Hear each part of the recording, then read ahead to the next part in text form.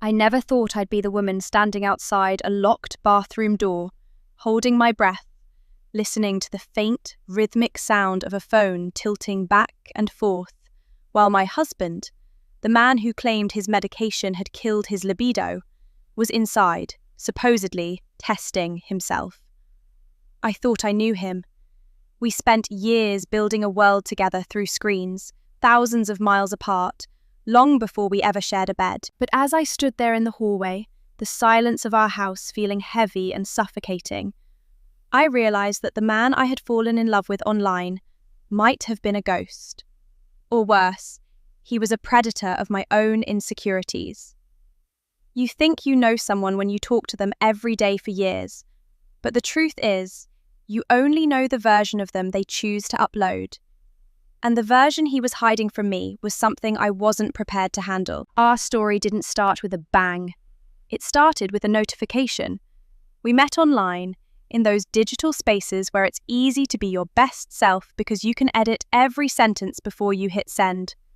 For years, he was my rock, my confidant, the person who understood my thoughts before I even finished articulating them.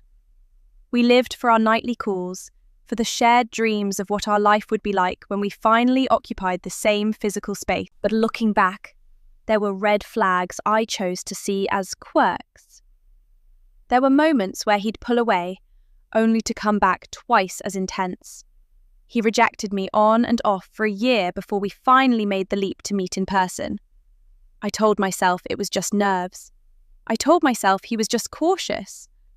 I didn't realize he was already setting the stage for a dynamic where I was always the one chasing, and he was the one holding the power to grant or deny affection. When we finally moved in together, the cinematic romance I had played out in my head didn't just fade, it crashed. The physical chemistry we talked about for years felt forced.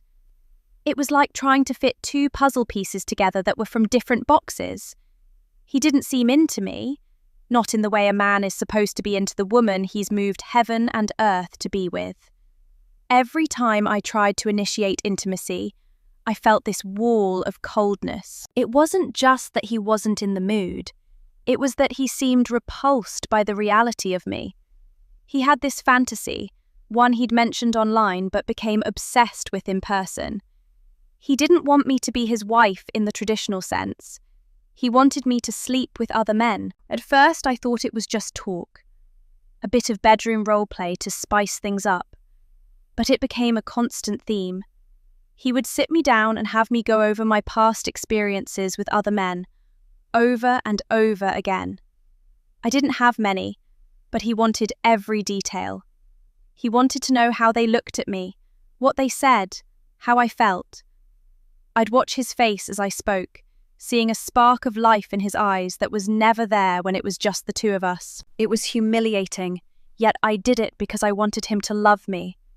I thought if I played along with his fantasy, he'd finally see me.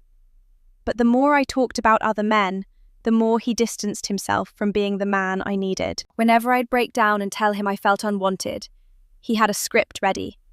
"Don't worry," he'd say, his voice devoid of any real comfort. "Another guy would definitely want you. You're exactly what they're looking for." It sounded like a compliment on the surface, but it felt like a rejection. He was essentially telling me that I was a high-value object for everyone else, except him. And the worst part? I could tell he was turned on by saying it. Either he was already worked up from some secret thought, or the very idea of me being used by someone else was the only thing that could bridge the gap his medication had supposedly created. The silent treatment became his weapon of choice. If we argued about our lack of intimacy, or if I expressed my loneliness, he wouldn't yell. He wouldn't even discuss it. He'd just walk away. He'd go into another room, close the door, and ignore me for hours, sometimes days. It's a special kind of torture, living in a small space with someone who treats you like you're invisible. The air gets thin. You start to question your own existence. I'd find myself pacing the living room, wondering what I had done wrong, trying to find a way to apologize for needing love. A few times when the silence finally broke, and he'd come back into the room. I'd try to make a move. I'd reach for him, hoping the tension had melted into something soft. But he'd turn me down with a cold, clinical efficiency. "I already took care of myself," he'd say. No apology, no, maybe later. Just a statement of fact that he didn't need me. When I asked him why, since he'd spent the last week telling me his libido was dead because of his meds, he'd claim he did it to a fantasy of me. But it never felt like it was about me.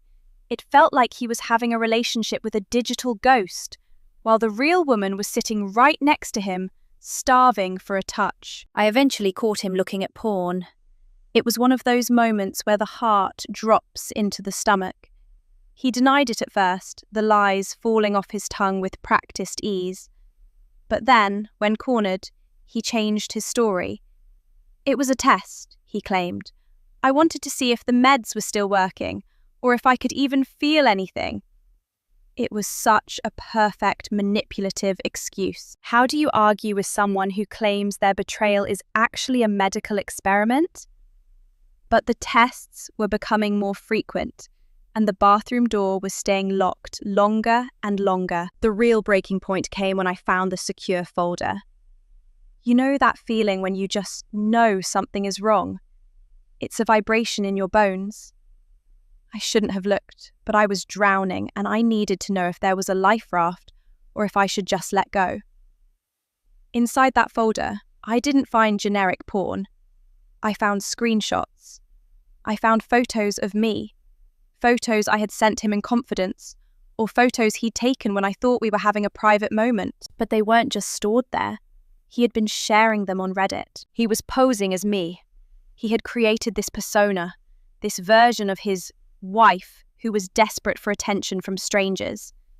He'd post these slightly explicit photos, the ones where I was at my most vulnerable, and ask the internet, "What would you do to her?" My heart didn't just break, it shattered.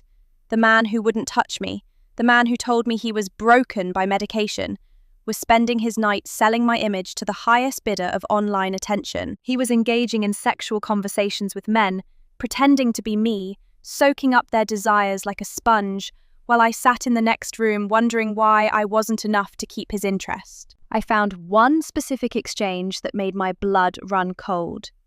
He was talking to a guy, getting deep into a sexual fantasy, when he suddenly stopped. When I confronted him about it, his excuse was even more bizarre than the porn test. He told me he only did it because he realized the guy was married, and he wanted to out him to his wife. He played the hero. I was trying to do the right thing, he insisted, even as he deleted the screenshots with trembling hands. He was taken aback that I'd found it, but within minutes, the gaslighting started. He suggested that I was the one who was okay with it. He told me I'd made comments in the past about wanting to be posted, about wanting the attention. I searched my memory, desperate to find a moment where I'd consented to this. But there was nothing. Just the vague, foggy echoes of him pushing his fantasies on me until I'd stop fighting back. He told me he had to post as me because of the rules of the subreddit. As if the rules of a website mattered more than the sanctity of our marriage. The gaslighting was subtle at first, like a slow-acting poison. He didn't just lie. He rearranged my reality. He looked me in the eyes and told me that the memories I had of our conversations were wrong. He suggested that I was the one who had planted the seed, that my own insecurities were the reason he was posting my body for strangers to dissect. It's a terrifying thing to start doubting your own mind, to wonder if you'd said something in a moment of weakness or a half-asleep haze that gave him the green light to sell your privacy. But deep down, I knew the truth was much uglier. He wasn't doing this for me. He wasn't even doing it for us. He was doing it for the rush of being the man behind the curtain, the one controlling the puppet. But the screenshots in the secure folder were just the tip of the iceberg. I thought I'd seen the worst of it, but curiosity, or maybe a desperate need for the full, painful truth, led me deeper into his digital footprint. That's when I found it. A secret Reddit account. It was deactivated by the time I stumbled upon it, a ghost of an account that had been scrubbed clean of almost everything. But one post remained, like a lingering scar on a page. It was a photo of me, a photo I hadn't even known existed, likely taken while I was sleeping or unaware. And the title? It was 3 words that felt like a physical blow to my chest.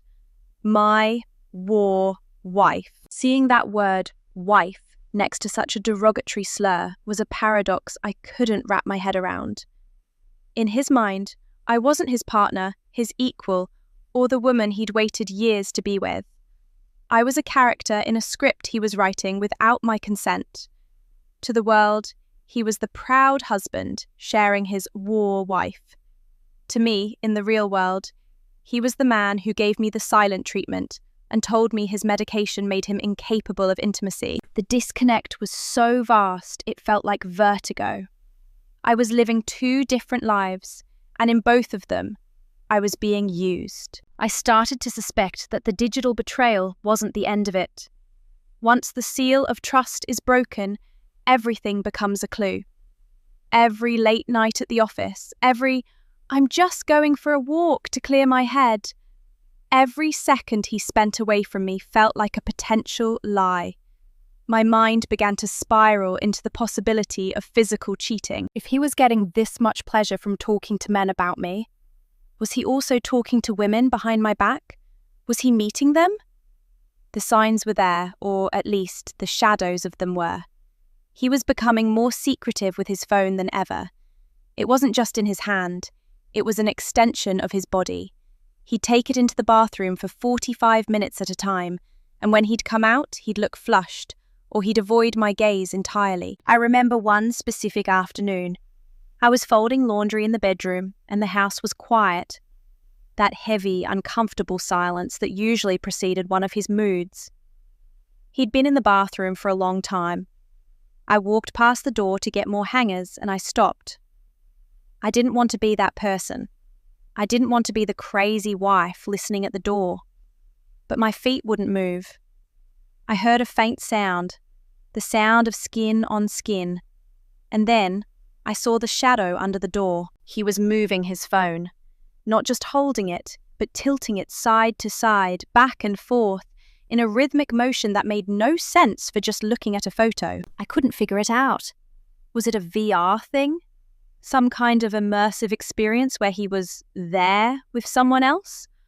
Or was it a live chat where he was showing someone something? The thought of him in our home, just feet away from me, engaging in a live performance for a stranger, made my skin crawl. When he finally came out, I confronted him. I didn't even try to be subtle. "What were you doing in there?" I asked, my voice trembling. He didn't skip a beat. "I was just using the bathroom," he said, his face a mask of annoyance. "I heard you," I pushed.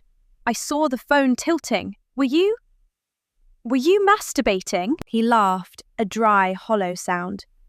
"With my libido? You know the meds, honey. I told you, they've killed everything.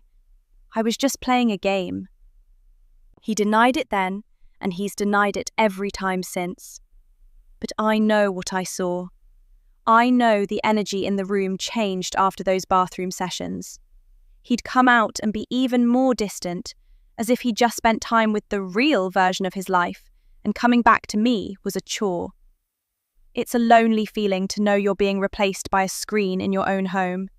It's even lonelier when the person doing it makes you feel like the crazy one for noticing. Our intimacy, if you could even call it that, became a minefield. On the rare occasions we did try to be physical, I felt like I was under a microscope. He wasn't looking at me, he was looking for an angle. I'd catch him trying to sneak photos of me during the act. He'd position his phone just right, thinking I wouldn't notice in the dim light. When I'd pull away, shocked and hurt, he'd have another excuse ready. "I just wanted to have something to remember this by," he'd say, sounding almost wounded. "Since we do it so rarely, I wanted a souvenir." "A souvenir?" I asked, my voice rising. "Without asking me? You know I hate how I look right now. You know I'm insecure." And that's when he'd pull the ultimate manipulation. "That's exactly why I did it," he'd claim. I didn't think you'd want me to have photos of you because you don't like yourself. I thought if I just took them, I could show you later how beautiful you are. It sounded so sweet if you didn't know the context. If you didn't know about the My Wife account. If you didn't know about the screenshots and the conversations with strangers. He wasn't taking those photos to show me my beauty. He was taking them to replenish his inventory. He was stocking up for his digital life. I found one of those sneak photos later and made him delete it in front of me. The look on his face wasn't one of guilt. It was one of frustration, like a child who just had a toy taken away. I started looking at the amateur photos and videos on Reddit differently after that. Before, I'd seen them as just porn. Something distant and irrelevant. But now, I realized the danger of those communities. It's not like a professional site where there's a wall between the viewer and the performer. On those subreddits, you can interact, you can comment, you can message the person who posted, you can build a relationship based on a lie. I suspect he wasn't just looking at photos. He was looking at the women in those subs and imagining them as me, or imagining me as them. He was chasing a high that a real, breathing human being could never provide. He wanted the fantasy without the responsibility. He wanted the war without the wife. Every time he'd ask me again if he could post me, just one more, everyone loved the last one, he'd say as if he were talking about a cute dog picture. I'd say no. I'd stand my ground. But every no felt like another brick in the wall between us. He'd pull back, give me the silent treatment, and go right back to his phone. I was trapped in a cycle of being rejected for not wanting to be exploited, and then being punished for that rejection. I felt like I was losing my identity. I wasn't a person anymore. I was a collection of limited experiences and explicit photos that he used to facilitate his own secret world. I began to look back at our entire history. The years of talking online before meeting. Was that all part of the build-up? Was he rejecting me for that first year because he preferred the digital chase? Was I just a long-term project that he finally completed once I moved in, only to realize that the reality of a wife is much harder to control than the image of one?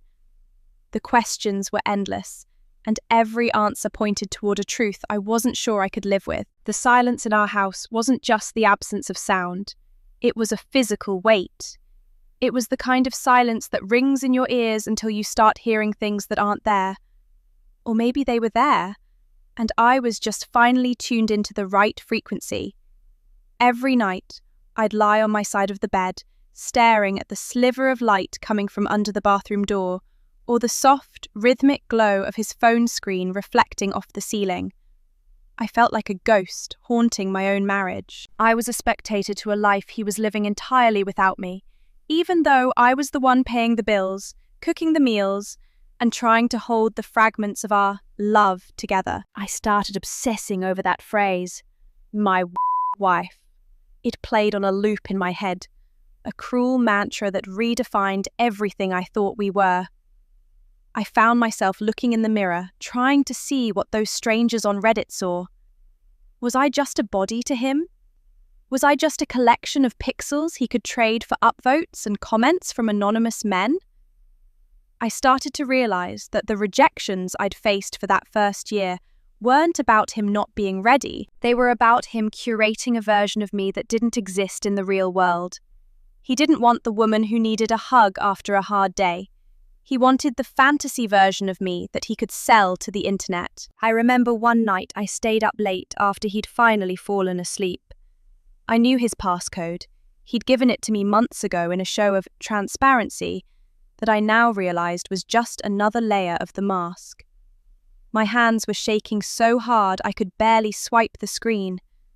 I went back to Reddit, trying to find any trace of that deactivated account, any shadow of the man I was sleeping next to.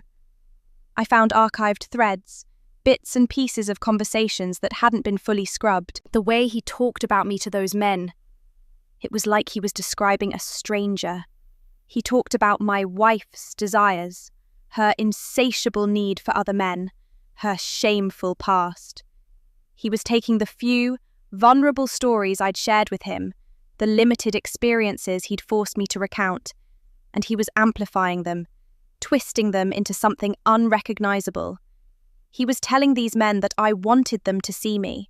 He was telling them that I was bored with him and looking for something more. It was the ultimate betrayal. He wasn't just sharing my body, he was rewriting my soul. He was taking my insecurities, the things I'd whispered to him in the dark when I felt safe, and using them as marketing copy for his posts. When he told those men, "What would you do to her?" he wasn't just asking for their fantasies. He was inviting them into our bedroom, into our private life, without me ever knowing they were there. I felt like I was being watched by 1,000 eyes every time I walked through my own home. And then there was the tilting incident. It sounds so small when I say it out loud, doesn't it? A phone tilting side to side. But when you're living in a house of lies, the small things are the only things that are real. I couldn't stop thinking about what would require that specific motion. I searched online, descending into the dark corners of the web I never knew existed. I found sites for interactive VR porn, for live cam shows where you can control the camera, for POV experiences where the viewer is part of the action. The realization hit me like a physical punch. He wasn't just looking at photos. He was participating. He was in those rooms, those digital spaces, engaging with real women in real time. The medication that killed his libido? It was a lie. His libido was fine. It just wasn't for me. It was for the thrill of the interaction, the high of the new, the rush of a woman who didn't know his secrets and didn't expect him to be a husband. He was spending our money, our time, and our emotional energy on strangers, while I was left to wither in the hallway, listening to the sound of his phone tilting. When I'd confront him, he'd use the silent treatment like a scalpel. He knew exactly where to cut. He'd walk into the guest room, lock the door, and stay there. I'd stand outside, crying, apologizing for nagging him, for not trusting him. I was apologizing for being right. That's the genius of a narcissist. They make you feel guilty for the very intuition that's trying to save you. He'd come out hours later, his face calm and cold, and he'd tell me he'd taken care of himself because I was too difficult to be around. He'd tell me he'd fantasized about me while he did it, as if that was supposed to make it okay, as if his hand and a screen were a valid substitute for the woman he'd promised to cherish. The amateur communities on Reddit are different from traditional porn, and I think that's what hurt the most. Porn is a fantasy, it's a movie, but these amateur subreddits, they're real people. They're women in their bedrooms, in their bathrooms, sharing themselves for a connection. And he was part of that. He was commenting on their photos, telling them how beautiful they were, how much he wanted them. He was giving them the validation he withheld from me. He was building these micro-relationships with hundreds of women, while I was starving for a single, genuine compliment. I started to look at the photos he'd tried to sneak during sex. He claimed he did it because I don't like myself. He tried to frame his voyeurism as a form of therapy. "I just want you to see what I see," he'd say.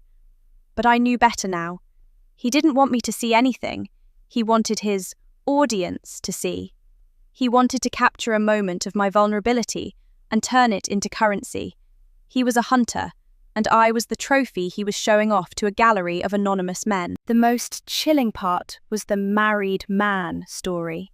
He'd told me he was talking to this guy as me just to out him to his wife.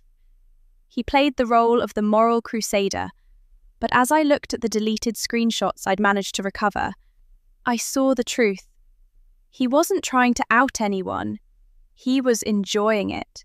He was deep in the roleplay, pushing the boundaries of what this other man would say and do. He was getting off on the deception. He was getting off on being the wife that another man wanted to cheat with. It was a level of psychological complexity that made my head spin. He wasn't just cheating on me. He was cheating as me. I began to wonder, if he could do all this behind a screen, what was he doing when he left the house? Those long walks to clear his head, those late nights at work. Once you realize the person you love is capable of creating an entire alternate reality, you can't help but wonder where the boundaries of that reality end. Was he meeting these people? Was he looking for the other men he wanted me to sleep with, but for himself? The trust wasn't just broken, it was vaporized. There was nothing left but ash and questions. I looked at him across the dinner table one night. He was eating calmly, scrolling through his phone with one hand. He looked like a normal husband. He looked like the man I'd moved across the country to be with. But I saw the way his thumb moved, the practiced, quick swipes of someone who knows exactly how to navigate a hidden folder. I saw the way he shielded the screen from my view, even though he claimed he had nothing to hide. I realized then that I wasn't married to a man, I was married to an addiction to attention, to deception, and to a digital world where he was the king and I was just a prop. I thought about the word cheating. We usually think of it as a physical act, a secret meeting, a hotel room, a stolen kiss. But what he was doing, was it worse? He was selling my privacy. He was using my body to build his own secret world. He was engaging in sexual conversations with strangers while telling me he was broken. He was choosing a screen over my touch, a stranger's comment over my love. If that isn't cheating, then I don't know what is. It felt like a slow-motion murder of my self-esteem. I spent days in a daze, trying to decide if I should stay or go. Every time I'd get close to leaving, he'd sense it. He'd turn on the charm. He'd be the man I fell in love with online. Funny, attentive, sweet. He'd tell me he was sorry, that he was working on himself, that the medication was hard to adjust to. And for a few hours, I'd believe him. I'd think, maybe I am just being too sensitive. Maybe this is just how men are in the digital age. But then, I'd hear the bathroom door lock. I'd see the light of the phone. And the cycle would begin all over again. Have you ever felt like you were a stranger in your own skin? Like the person you see in the mirror isn't you, but a character being played by someone else? That was my life. I was living in a house where the walls were covered in photos of me that I didn't know existed, and the air was thick with the whispers of men I would never meet. The betrayal wasn't just a one-time thing. It was a lifestyle he had built around me. He had turned our home into a production studio, and I was the unwitting star of a show I never auditioned for. I couldn't stop thinking about that tilting phone. It became an obsession.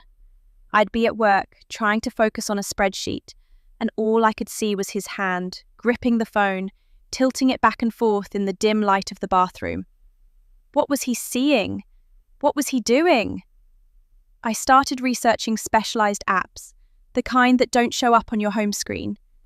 I found out about vault apps that look like calculators, but open into a world of hidden photos and encrypted chats. I found out about live streaming platforms, where you can control the camera angle of the person on the other end. The more I learned, the more I realized that the medication excuse was a masterpiece of manipulation.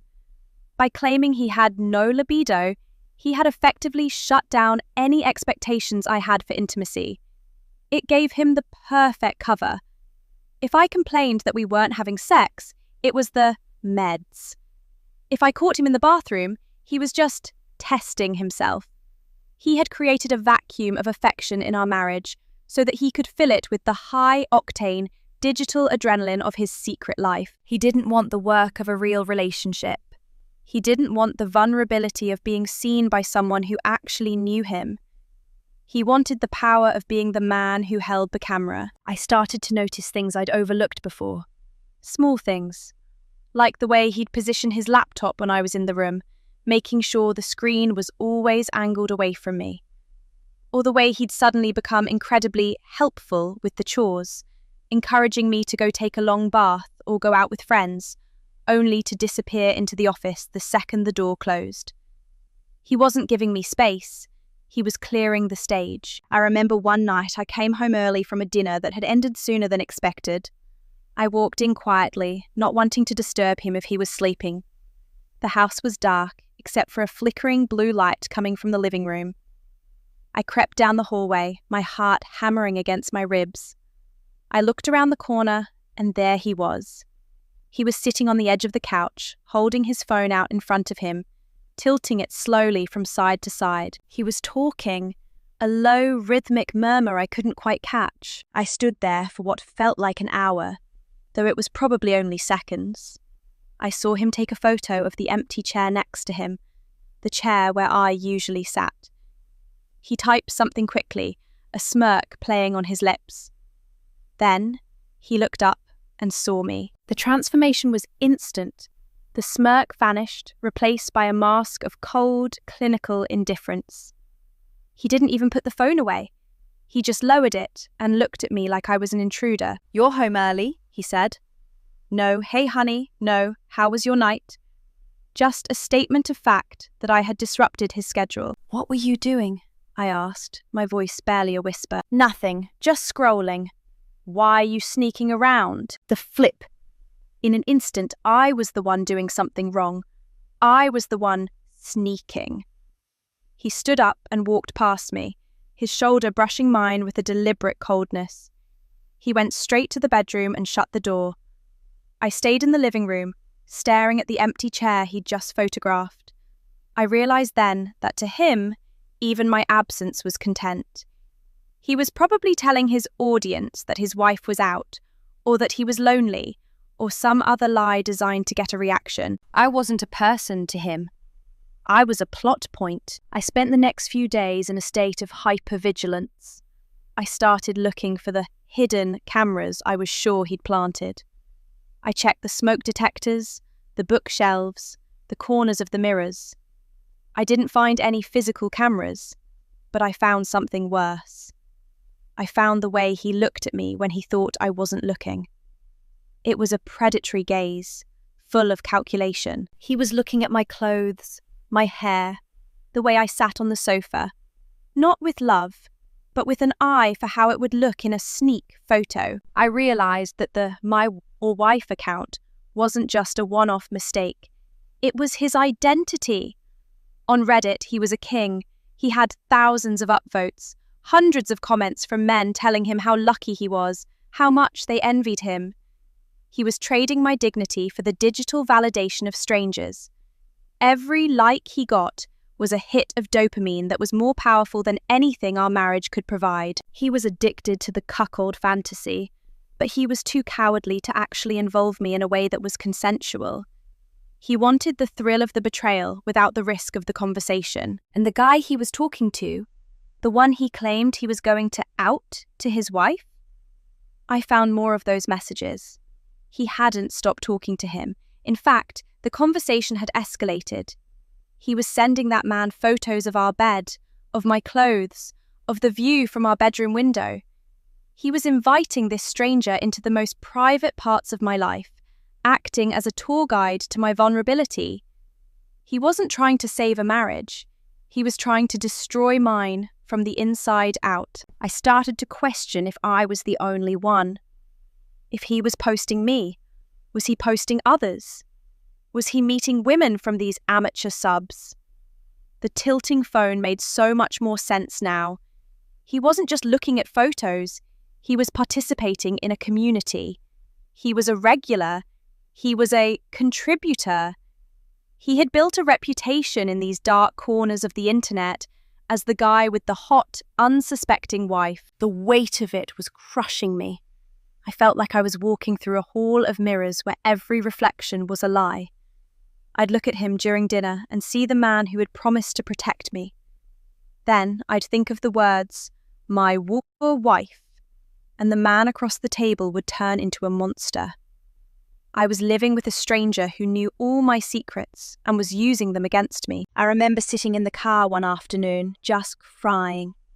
I couldn't go inside. I couldn't face the silence, the locked bathroom door, the inevitable, I already took care of myself, when I tried to reach out.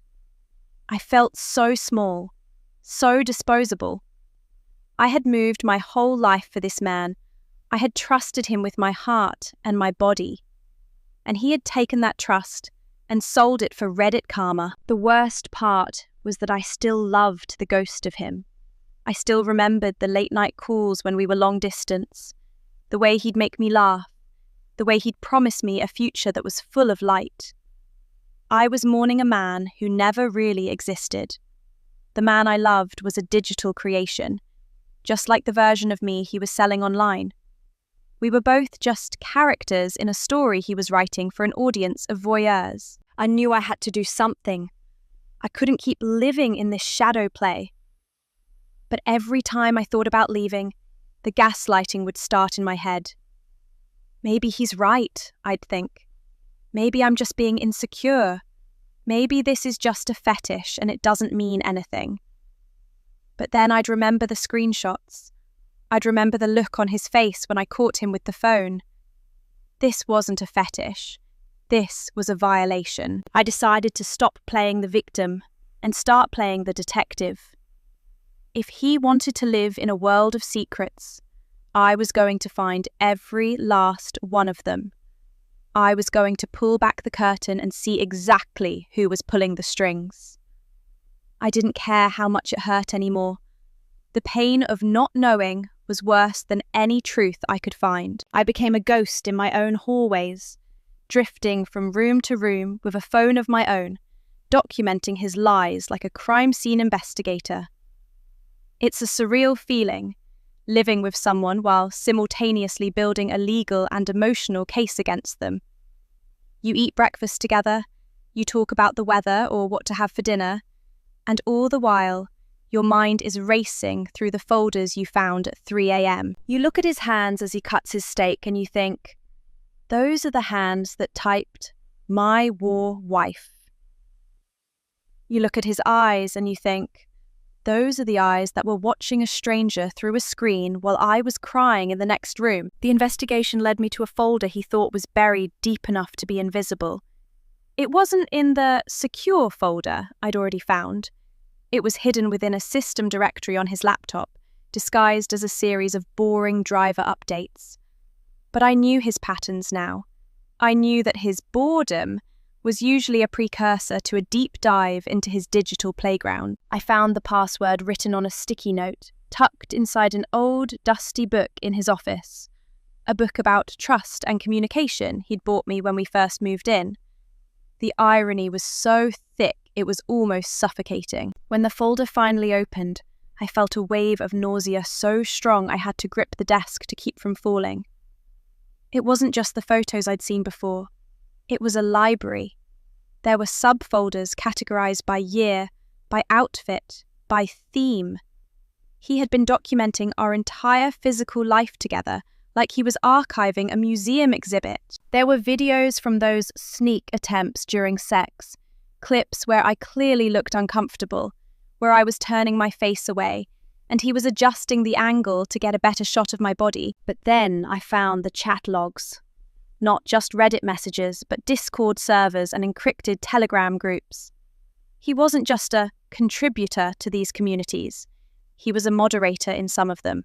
He was a leader in a world dedicated to cuckolding and non-consensual sharing. He would post a photo of me and then host a live session where he would describe in graphic detail what he was doing to me or what he wished other men would do to me. And then I found the answer to the tilting phone. It wasn't just VR. It was an app that allowed for 360-degree interactive streaming. He would set his phone up in the bathroom or the bedroom and stream live to a private group of subscribers. While I was in the other room thinking he was just taking a long time because of his medication, he was giving a behind-the-scenes look at our life.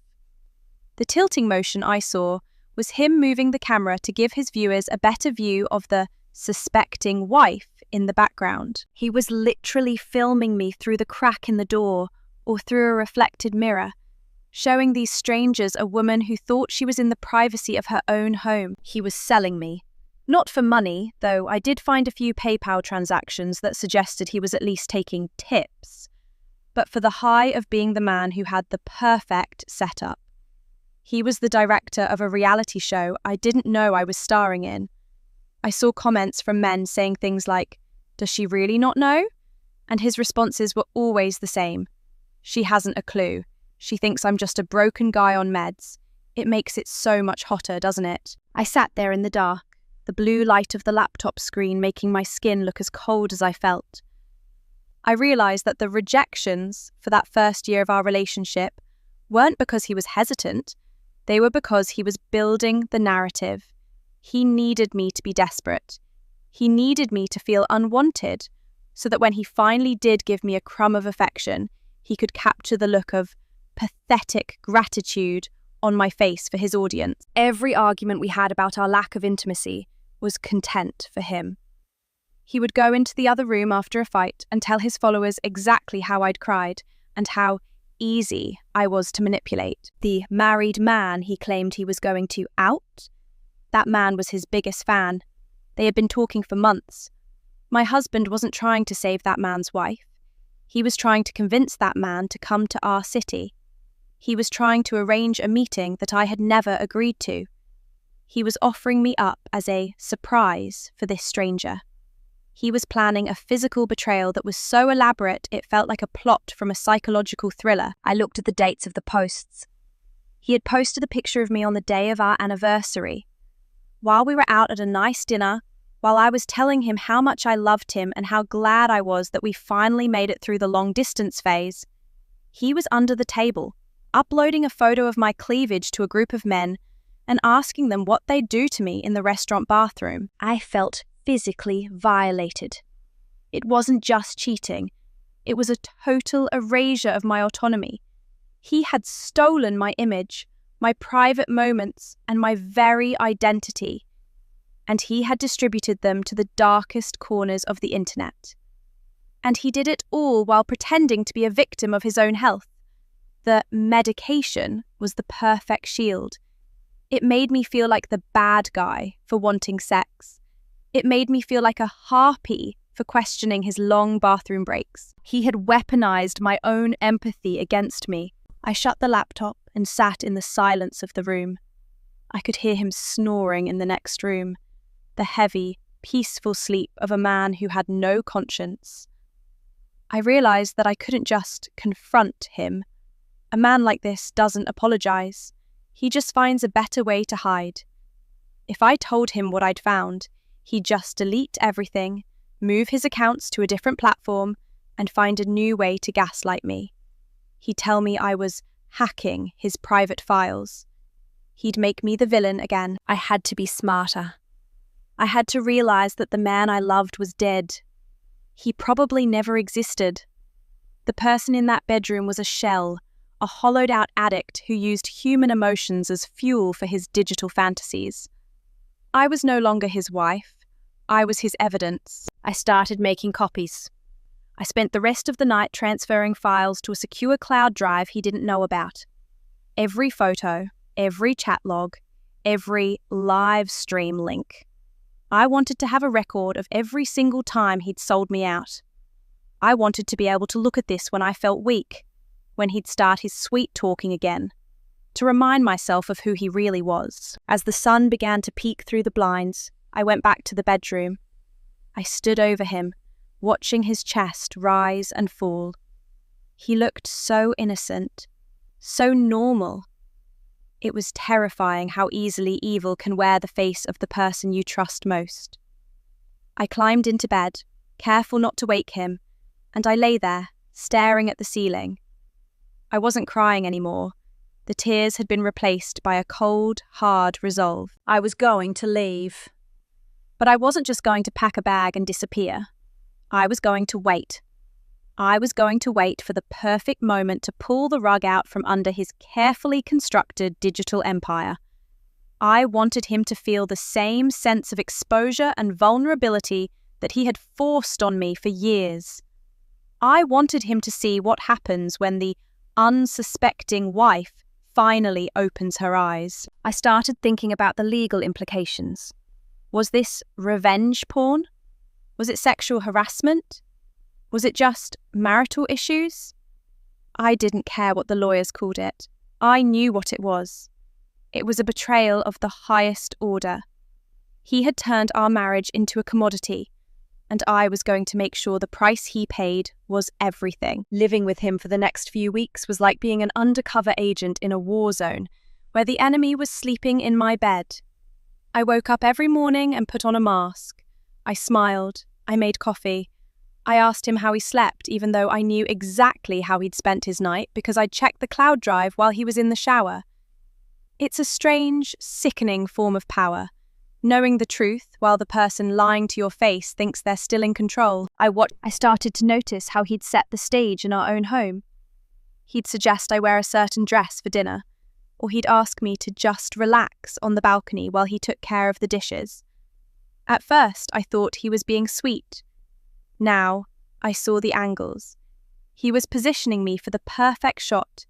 He was curating my life, turning my most mundane moments into amateur content. I'd be sitting there, thinking about our future, while he was behind me, framing a photo of my legs or the curve of my shoulder to send to his private Discord group. One afternoon, I decided to test the boundaries.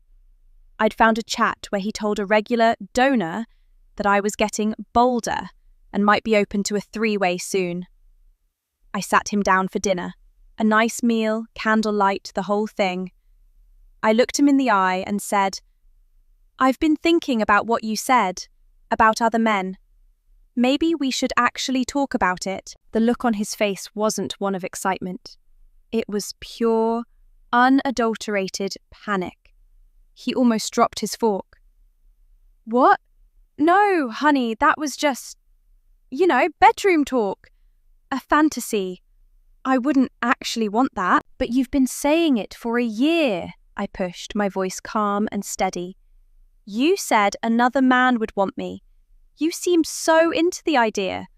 Why not make it real?" He started stuttering, the lies tripping over each other. "The meds, I can't. I'm not in a place where I could handle that emotionally. I just want us, It was just a way to make you feel good about yourself." It was the ultimate proof. He didn't want a real experience. He didn't want me to have pleasure, and he certainly didn't want to share me in a way that involved my consent or participation. He wanted the secrecy.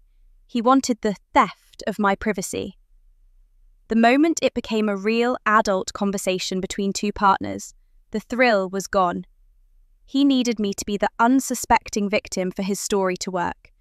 Without my ignorance, he had nothing to sell. I went to a lawyer that Friday. I sat in a cold, sterile office and showed a woman I'd never met the most intimate parts of my life. I showed her the My Wife account. I showed her the live stream links. I showed her the chat logs where he discussed me like I was a piece of meat. She didn't flinch, but I saw the pity in her eyes, and that hurt more than the anger. "This is classic digital abuse," she told me. "In some states, it's revenge porn. In others, it's a violation of privacy and harassment. But for a divorce? This is gold. He's created a documented trail of his own infidelity and emotional abuse." She told me to keep gathering evidence, but to stay safe. "Men like this," she warned, "don't react well when the curtain is pulled back. They rely on their image. If you threaten that image, they can become unpredictable." I took her advice to heart. I started moving my things, little by little. A box of old photos to a friend's house, my birth certificate and passport to a safe deposit box. I changed my passwords on everything. I even started looking for a new apartment in a different part of the city. I was building a life on the outside, while my physical body was still trapped in the show. The hardest part was the physical touch. On the rare occasions he tried to hug me or kiss my forehead, I had to suppress a literal shudder. Every touch felt like he was checking a prop before a scene. I wondered if he had a camera hidden in the button of his shirt, or if he was recording the audio of our tender moments to play back for his followers later. I felt like I was being watched 24/7. I stopped changing in the bedroom. I started locking the bathroom door myself, not to hide anything, but to feel like I had 1 square inch of the world that wasn't being broadcast. I found one last thing that broke whatever tiny string of hope I had left. It was a folder labeled The Final Act. I opened it, expecting more photos. Instead, I found a series of scripts. He had written out a plan to catch me in a compromising position, one he was going to set up. He was planning to invite one of his online friends over while I was home alone, under the guise of a repairman or a delivery driver, and record what happened. He was literally plotting a sexual assault, framing it as a surprise or a fantasy fulfillment. He wasn't just a voyeur anymore. He was a predator. I didn't wait for the perfect moment after that. I realized there is no perfect moment to escape a monster. I waited until he left for work on a Tuesday morning. I'd already hired movers to come at 9 a.m. We worked with a clinical, frantic energy. I didn't take everything, just what was mine.